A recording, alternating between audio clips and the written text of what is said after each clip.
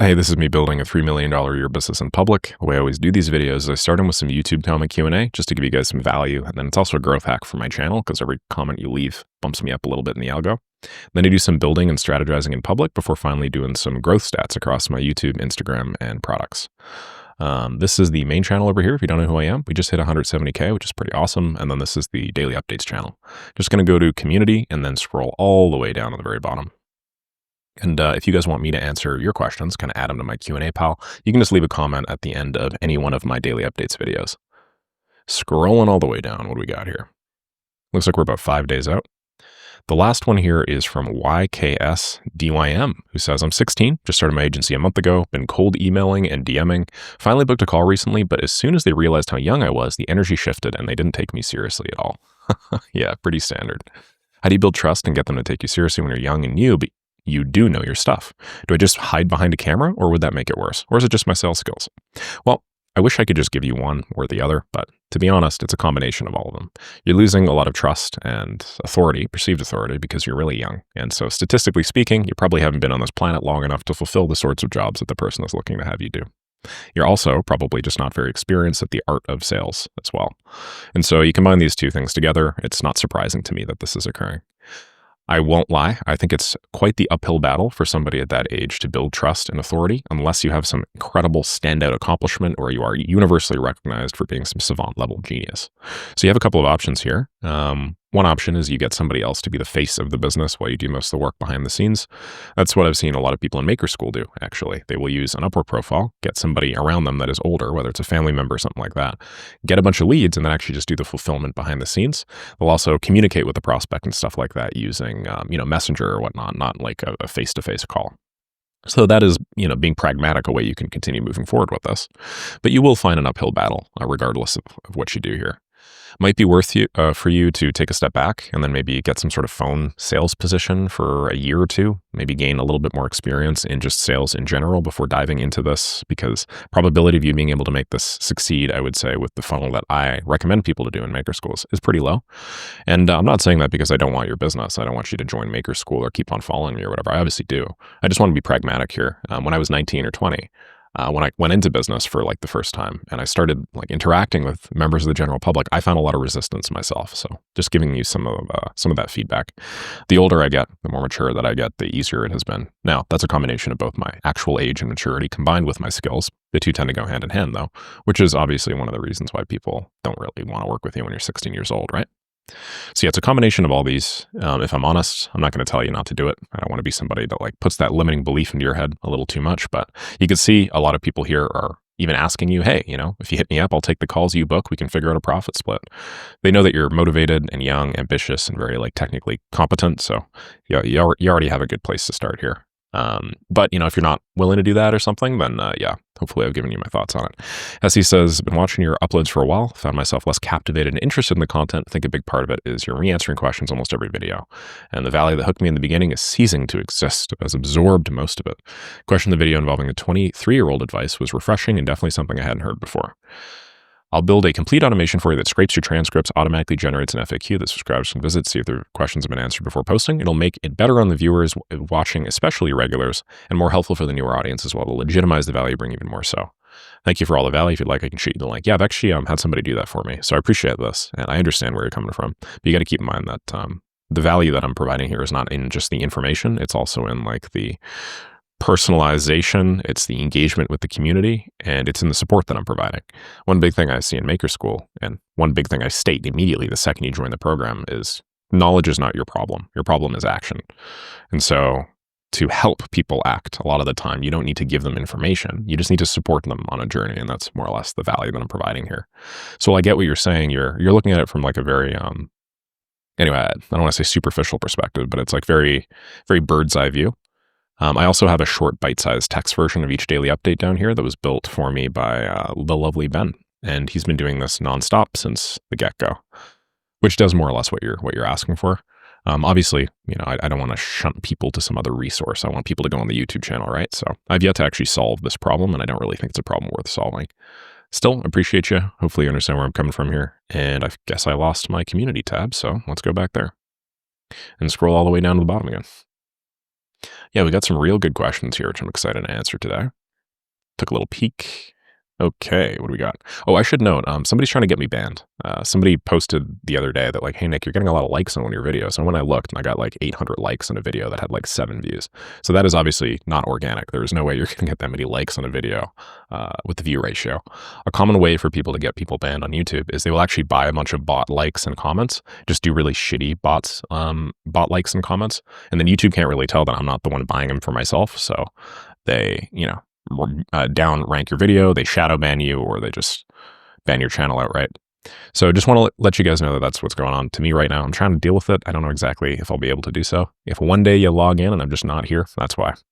Okay, Ali says, hey, Nick, I'm curious. You mentioned that most of your revenue comes from your coaching business, but $25,000 a month still comes from your automation agency.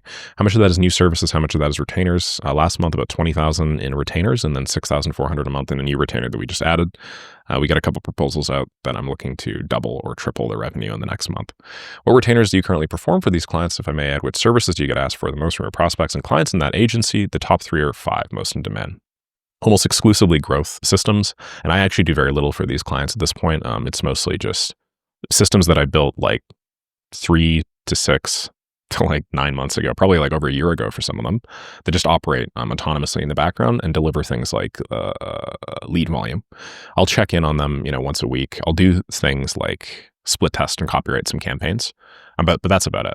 So when I say growth systems here, I mean like systems specifically involved in cold outbound acquisition and then speed to lead systems that like improve the speed with which you respond. They AI generate an icebreaker in like the first line of an SMS and an email message that significantly improves the probability of somebody wanting to call after after they opt into an ad that we're running. So those are the most in-demand systems by far, simply because they directly impact revenue.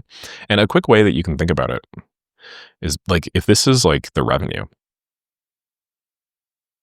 okay, the further and further you get away from the core thing of revenue, generally speaking, the less valuable the systems are.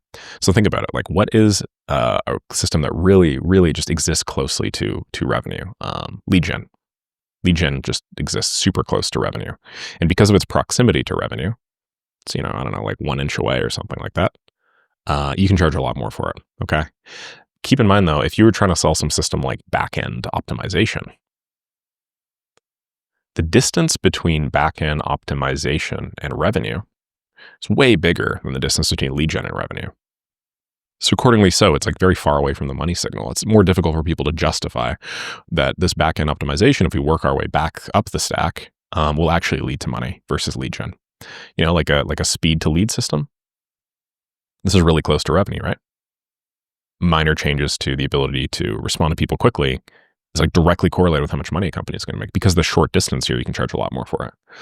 But I don't know, some sort of like admin system / hiring system or whatever, while it does provide revenue, can take a while to do so. And because of the distance, if you kind of work your way back in the person's mind, it's very far away from actual revenue driving signals. So it's harder for you to justify money for it. So I focus mostly on growth systems like within this radius. And there are a couple other ones as well, but focus on the ones that are closest to revenue and you'll make the most money.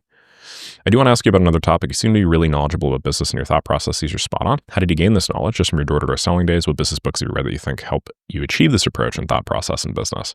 Yeah, the biggest thing is I've just done a lot of business. So, door-to-door selling days, that's not the only business that I've run. I've run a lot of businesses and failed the vast majority of them. I've probably run over like 30 businesses at this point. Failed like 26 of them.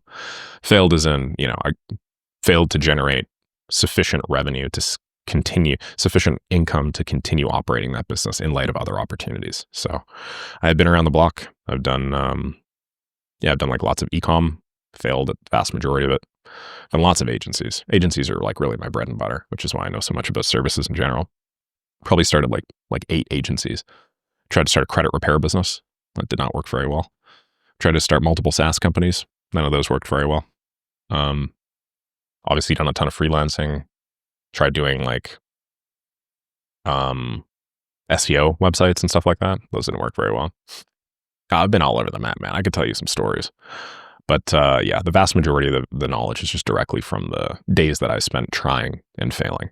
And really, the main thing is just massive action. Like, I think when other people start a business or whatever, they might I don't know, reach out to 3 leads, see that none of the leads worked, and then be like, oh, this business is a failure, and then quit. But I'm like, I start a business and then I try reaching out to 3,000 people. And then that's when I'll make my decision. I'll have 3,000 conversations, and the 3,000th is shitty. Then I'll be like, okay, I should probably change tack. So you tend to learn a lot more when you take massive action, right? And then business books, yeah, it's tough for me to say. The biggest and most impactful one is The Goal by Eli Goldratt for sure. And most people in Make Money with Make have now read that book, which is pretty funny. I've just been pitching it. I should get an affiliate code for that. Okay, Max says, just starting out, I have a question about AI receptionists. There's a super good new AI receptionist that's optimized for German and can set appointments, forward calls, and even call leads to qualify them. Trying to sell the setup for 2K as it's just prompting to lawyers. How would you go about this? Cold email? Tried some calls, but I'm still struggling to get the confidence to sell it. Yeah, I do cold email for sure. Also, some lawyers voice legal concerns about data security. Should I maybe switch niches to something like real estate management or car dealerships? Love your videos. Thanks for the insight. Yeah, I mean, if that's an option, I definitely wouldn't sell to an extraordinarily regulated industry where they're like the exact sort of person that would actually try and take legal action if you screwed something up. I would sell to less regulated industries wherever possible. I would just look for situations where businesses take calls, and then the speed to lead is like super important for their ability to get that call. So why are voice agents so effective and commonly used now in situations like receptionist settings, hair salons and salon appointments, makeup appointments, stuff like that? Because think about buyer behavior. If a person wants that service today, they're going to pick up the phone, they're going to type in salon near me, they're going to call the first listing. If the first listing doesn't get back to them, they're going to hang up, call the second listing. The second listing doesn't get back to them, they're going to hang up, call the third, and so on and so on and so forth till they actually get a person on the other end of the line, right?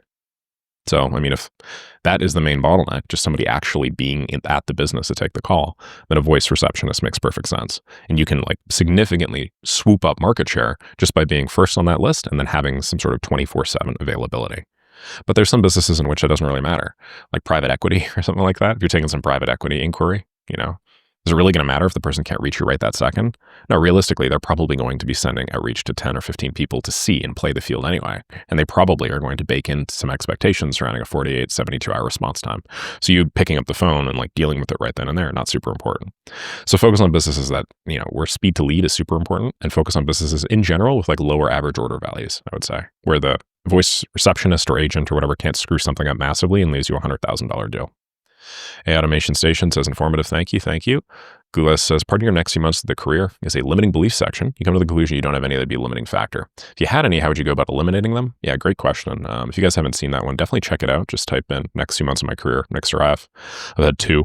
The one that I wrote that he's referring to specifically, well, actually, no, I think you're talking about the new one, but the last one I wrote, I was at 100,000 a month, and then I basically like planned out how I was going to get to $167,000 a month. Then I blew past and I hit $400,000 a month. So anyway, it's a limiting belief section. I come to the conclusion I don't have any to be a limiting factor. Yeah, not for my goals, right? All just depends on my goals. I think if my goal was to start $1 billion business, I'd have plenty of limiting beliefs. But if I had any, how would I go about eliminating them? The reality is so many people try and solve this stuff through like deep meditation and like, soul surgery and discussions with friends and family members and stuff like that. But the most valuable way that I've found to eliminate limiting beliefs is just to do the thing that you are afraid of doing consistently for a long time. Because if you are the sort of person that can act on in a way that is contrary to a limiting belief, then that changes your habits, which change your beliefs, changes your habits, which change your beliefs, which changes your identity. It's almost like reverse engineering it. You know what I mean? Like, sure, you could sit down and do a bunch of ayahuasca or something like that and try and like come to the root of what has forced you to not be able to make these things in the past. Or you could just like muster up the courage to actually do it once. If you just do it once, the probability you'll be able to do it again is a lot higher, right? Then you just keep on doing that. That's just a much straighter line path to eliminating limiting beliefs. Action over knowledge, action over thinking, I would say. So yeah, that's been a big chunk of it. Actually, I had a big limiting belief around the money that I'm making right now. I didn't think that I could hit, 167K. If I go back here, you actually go to that blog post. My goal was 2 million per year. In monthly terms, an average of 167K. The above feels like a reasonable number to shoot for. It's difficult, within the realm of possibility, and goals like that tend to be most effective for growth. Then I go through bottlenecks and go beliefs. Okay. So I used to have a big issue here. But really the main thing I wanted to clarify was just like, hey, could I actually achieve this figure? And so, I thought that I could achieve this figure. If I set my mind to it, I could become extraordinarily wealthy. No fundamental reason why not. Moving on. Actually, I guess I didn't have any limiting beliefs last time. I thought I did. I guess I was unaware. I must have solved these even earlier than this. Probably in another blog post that I've written. You guys can check that out in your own time. But yeah, the best way to do so is actually just like try and then figure it out for yourself, right? What a trite sort of answer to that question, huh? Have you tried just doing the thing? But it's funny. I mean, when I was on stage with Hormozy, that was one thing that I mentioned. I was like, when I was younger and a lot less experienced in the ways of capitalism, and I saw these big business gurus on stage, and somebody was like, hey, how do I do the thing? And the guy's advice is always just like, have you tried doing it? I would always just look at him and I'd be like, well, no shit, Sherlock. That's why I'm suffering the problem, because I haven't, and I'm not going to until I solve this problem. But Hormozy and I were just talking about it. I was just like, yeah, I know it's trite, and I know that business advice is really annoying to hear, but that is the truth. And the truth is usually the annoying thing to hear. So prioritize hearing the annoying thing, I would say. Okay, I'm going to leave it there just because I got a call coming up. Cool. Had a lot of fun this last 48 hours. It's a holiday in Canada, but it's not a holiday for the vast majority of the people that I do business with. So I'm still in the office today. By office, I mean my little guest bedroom, whose bed you cannot see in the background because that would look silly. I've done a lot of thinking about, where I want my content to go and how I want to structure things moving forward. And I've come to the conclusion that I need to significantly increase the value of my videos. And I don't just mean value as in like the production value and editing. I think I actually need to decrease that a little bit. But yeah, I need to significantly increase the value of my videos. There's this guy that I'm in an accountability group with. His name is Cole Medin. I don't know who here follows him, but if you guys don't, definitely check him out. He builds more like AI programming related guides. Is that a fly? What the hell is the fly doing in here? And then, yeah, anyway, he's like, he does these super deep dives. And a little while ago, he published this video called I've Been Holding Back on YouTube, but Not Anymore. And I watched it and I just loved it. Basically, what he was saying is he's like, hey, I don't want to publish a video that I don't spend more than 20 hours on. And I was just like, are you for real? Jesus, 20 hours? Like, damn, I spent like an hour on it. An hour on an hour-long video. But he was like, I want to produce extraordinarily high-quality content, and so that's what I'm going to do. And then I think he's changing his frequency to like once a week or something instead of twice a week. And I think that was his whole thing. Yeah. He used to publish twice a week. Now he publishes once a week. I don't want to do the same thing as him, obviously, but it's very inspiring to me to see a man make a plan and then start implementing on that plan and then succeed in it and then hit a video that does almost 300,000 views in like, a month after the plan. You know what I mean? Reminds me a lot of the way that I do my thinking and strategy.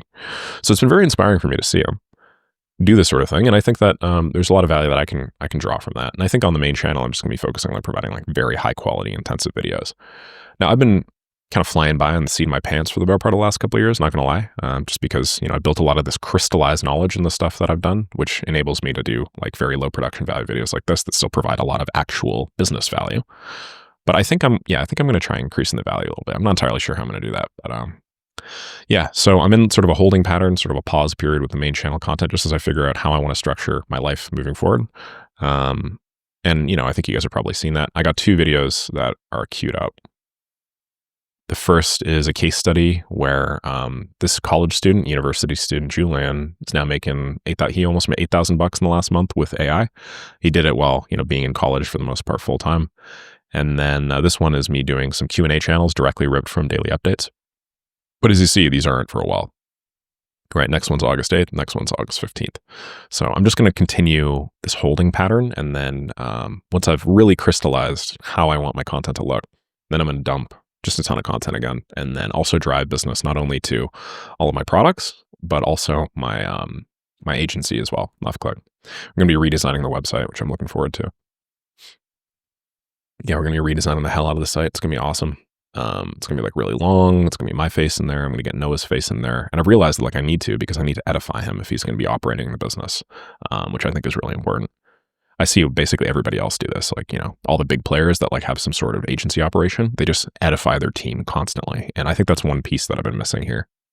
Because obviously I'm the cult of personality on this website, and obviously most people that are on this website are from my brand and stuff like that. So I, makes sense, but yeah, need to pass that off, I would say.